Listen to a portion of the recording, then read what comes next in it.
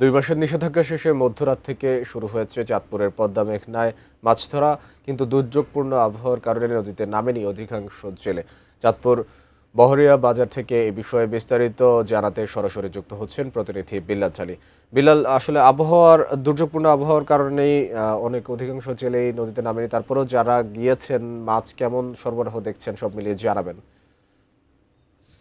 মাহমুদ, বেশ আনন্দ ছিল জেলেদের চোখে মুখে। 2 মাস পর তারা নদীতে ফিরবে, কিন্তু গতকাল মধ্যরাতেই এই নিষেধাজ্ঞা শেষ হয়েছে, তারা নদীতে নামার কথা, কিন্তু মধ্যরাত থেকেই ঝড়ো আবহাওয়া এবং থেমে থেমে বৃষ্টি হচ্ছে চাঁদপুরে, যার কারণে অধিকাংশ জেলেই নদীতে নামতে পারেনি। তাই তারা অনেকটা উপরে বসে তারা অলস সময় পার করছেন। যারা নদীতে গেছেন, 2-1জন জেলে নদীতে গেছেন তাদের নৌকা নিয়ে, তারা সামান্য কিছু মাছ নিয়ে ফিরছেন। তারা বলছেন যে নদীতে যেহেতু ঝড়ো হাওয়া বইছে এবং পানির প্রবাহটা বেড়েছে, তার কারণে তারা যে কাঙ্ক্ষিত ইলিশ ঝাঁকে ঝাঁকে পাওয়ার কথা সেটি তারা পাচ্ছেন না। তাদের যে মাছ পাচ্ছেন তা বিক্রি করে তাদের যেই খরচ আছে মাছ ধরার জন্য, সেই খরচটা কোনো রকম তারা তুলতে পারছেন।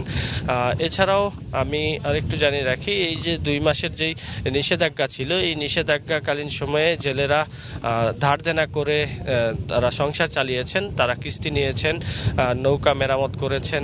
তারা ধারণা করছেন এই দুর্যোগপূর্ণ আবহাওয়া যদি আরও দীর্ঘস্থায়ী হয়, নদীতে মাছ পাওয়ার সম্ভাবনা কমে যাবে, তাদের ওপর একটা ঋণের বোঝা যেটি আছে সেটি আরও ভারী হয়ে আসবে।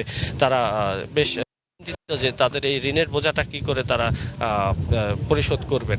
এছাড়াও যারা নদীতে গেছে যে প্রত্যাশা অনুযায়ী মাছ তারা পাচ্ছেন না। মাছ না পাওয়া গেলেও যেটুকু মাছ পাচ্ছেন তার বাজার মূল্য কিন্তু বেশ চড়া রয়েছে। আমরা অন্যান্য সময় যেখানে দেখেছি মাছের এই সময়টাতে মাছের কেজি 1500 থেকে 1400 থেকে 1500 টাকা হয়।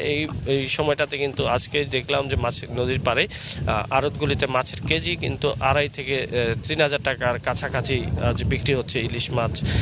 নদীতে ইলিশ মাছ ছাড়াও অন্যান্য মাছের প্রাপ্যতা একেবারেই কম।